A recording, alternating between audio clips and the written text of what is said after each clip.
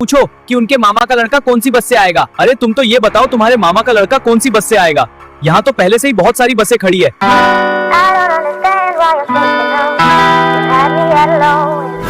अवंतिका मेरे लिए जल्दी से कॉफी बना दो। पता नहीं आज तो एडिटिंग करते करते दिमाग ही खराब हो रहा है। अरे यार कितने दिन हो गए, आप तो कभी मिलने ही नहीं आते। आप तो केवल हमारी शादी में आए थे, उसके बाद तो आपने दर्शन ही नहीं दिए। अवंतिका तुम्हें सुनाई नहीं दे रहा क्या? मैंने तुमसे कॉफी बनाने की बोली है, तुम्हें सुनाई तो दे रहा है ना? तुम्हें मेरी बात समझ नहीं आ रही क्या? रुको अभी डंडा लेकर आ रहा हूँ, तब तुम्हें सब कुछ साफ साफ सुनाई देगा। अरे अवंतिका तुम ये किससे बात कर रही हो? अच्छा अब मैं सब समझ गया, तुम्हारा कहीं और चक्कर चल रहा है। अरे मैं तो लुट गया, बर्बाद हो गया।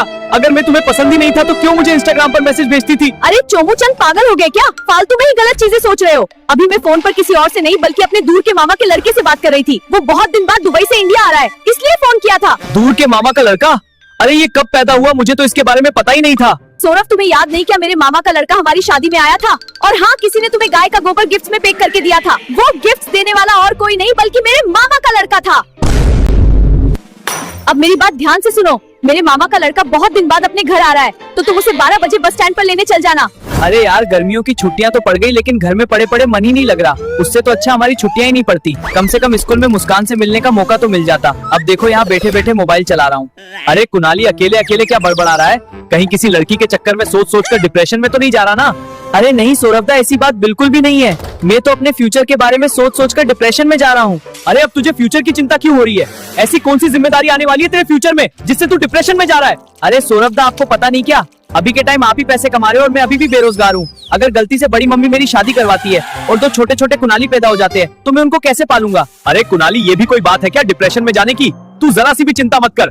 तू तो एक काम करना, जब तेरे दोनों बच्चे 5 साल के हो जाए और पैरों पर चलने लग जाए तब तू उनको काम करने विदेश भेज देना। वाह सौरभदा क्या आइडिया दिया है। ऐसे तो मेरे बच्चे मुझे विदेश से पैसे भेजते रहेंगे और मैं घर में पड़ा पड़ा आराम करूंगा। अब ये फालतू बातें बंद कर और मेरे साथ बस स्टैंड पर चल। वैसे भी अवंतिका के मामा के लड़के को लेकर आना है।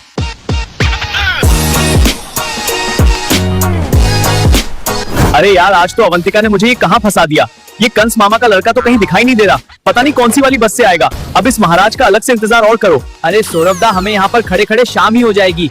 आप तो एक काम करो, जल्दी से अवंतिका भाभी को फोन लगाओ और पूछो कि उनके मामा का लड़का कौन सी बस से आएगा।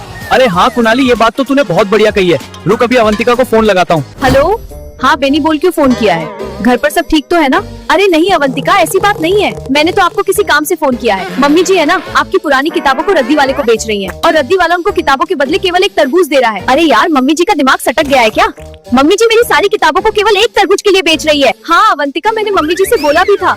दीदी ने 20 सालों से इन किताबों के साथ टाइम बिताया है और आप इन किताबों को केवल एक तरबूज के लिए बेच रही हो। हाँ बेनी, कम से कम 2 तरबूज तो लेना चाहिए ना। अरे यार ये अवंतिका पता नहीं फिर से कहाँ बात करने में बिजी हो रही है। यहाँ तो गर्मी में खड़े खड़े हम परेशान ही हो रहे हैं। बेनी तुम 2 मिनट रुको, सौरभ का फोन आ रहा है। मैं मम्मी जी से घर आकर ही बात करती हूँ, जब तक रद्दी वाले को जाने मत देना। हेलो, हाँ अवंतिका इतनी देर से कहाँ बिजी हो रही थी? मैंने तुम्हें पता नहीं कितने कॉल कर दिए। अरे सौरभ कुछ नहीं, बस घर से बेनी का फोन आ रहा था। तुम तो ये बताओ तुमने किस लिए फोन किया है? अरे तुम तो ये बताओ तुम्हारे मामा का लड़का कौन सी बस से आएगा? यहाँ तो पहले से ही बहुत सारी बसें खड़ी है। तुम तो उससे बात करके बोल दो, बस स्टैंड के पास चाय की दुकान है ना, वहाँ हम खड़े हैं, तुम वहाँ पर आ जाओ। ठीक है सौरभ, मैं अभी भैया को फोन करके चाय की दुकान पर आने की बोलती हूँ। लेकिन तुम मेरी बात सुनो, मैं अभी किसी काम से अपने घर जा रही हूँ। मेरा शाम तक आना होगा। तुम तो आराम से भैया को घर ले आना, वैसे भी मैं जल्दी आ जाऊंगी। भैया एक गर्मा गर्म चाय बना दो।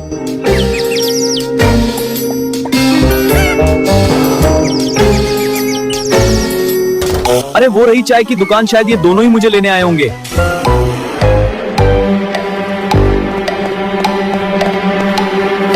क्या तुम्हें अवंतिका दीदी ने भेजा है? अच्छा तुम हो अवंतिका के दूर के मामा के लड़के।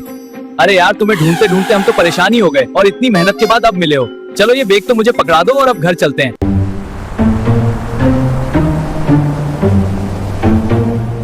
दामाद जी घर तो आपने बहुत ही अच्छा बनाया है। वैसे 1-2 लाख रुपए तो लग ही गए होंगे पूरा घर बनाने में। मुझे भी दिला दो इस तरह का। अरे यार कैसा पागल मेहमान आया है, इसको ये घर केवल 1 लाख रुपए का लग रहा है। अबे गधे, तू जिस सोफे पर बैठा है वही 2.5 लाख का है। वो तो गलती से तू अवंतिका भाभी का मेहमान है, नहीं तो उठाकर बाहर फेंक देता। हाँ 1-2 लाख में बन गया था घर। अगर हो सके तो आपको भी ऐसा ही घर दिलाने की कोशिश करूंगा। वैसे अपने घर पर सब ठीक तो है ना? हाँ भगवान की कृपा से घर पर सब ठीक है और घर पर मामा मामी अवंतिका को बहुत ही ज्यादा याद करते हैं। अरे सब अवंतिका को ही याद करेंगे तो फिर सौरभदा का क्या मतलब हुआ इतने फेमस होने का?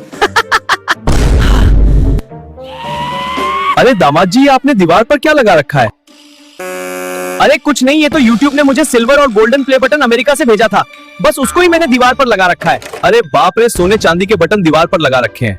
अगर गलती से कोई चोर इनको मार्केट में बेचेगा तो वो तो लखपति बन जाएगा। अरे आप इस चीज की जरा सी भी चिंता मत करो, हमारी सोसाइटी की बहुत टाइट सिक्योरिटी है, यहाँ कोई अनजान परिंदा भी पर नहीं मार सकता। अच्छा कुणाली, फिर तो सब ठीक है।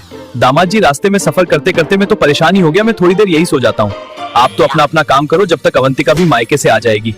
अरे कुणाली, अब इनको आराम से सोने दे जब तक हम कमरे में चलकर अपना ब्लॉग बनाते हैं।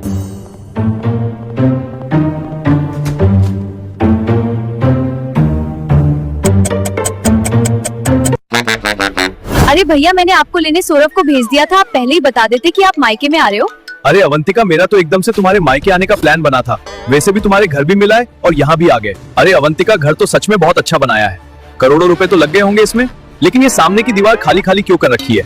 दीवार को खाली मत रखो, यहाँ पर कुछ तस्वीर या फैंसी आइटम वाले सामान लगाओ। अरे भैया, यहाँ पर मैंने सौरभ के प्ले बटन लगा रखे थे, पता नहीं उन्होंने यहाँ से हटाकर कहाँ पर रख दिए। सौरभ, जल्दी से नीचे आओ। अरे क्या हो गया कि तुम इतनी जोर से चिल्ला रही हो? फालतू में ही मेरी सारी नींद खराब कर दी। बताओ क्या बात है? सौरभ, मैंने जो इस दीवार पर प्यार से प्ले बटन सजाए थे वो तुमने कहाँ पर रखे हैं? अरे ये सारे प्ले बटन कहाँ पर चल गए? कहीं तुम्हारे मामा का लड़का सारे प्ले बटन चोर के भाग तो नहीं गया? अरे चोमू चंद, पागल हो गए क्या? मैं तो अभी अभी आया हूँ, मैं कहाँ से लेकर जाऊंगा तुम्हारे प्ले बटन? सौरभ, क्या तुम सच में पागल हो गए क्या? ये तो अभी मेरे साथ साथ आए हैं और तुम इनका चोरी का नाम लगा रहे हो। अगर ये तुम्हारा भाई है तो फिर हमारे घर आया था वो कौन था?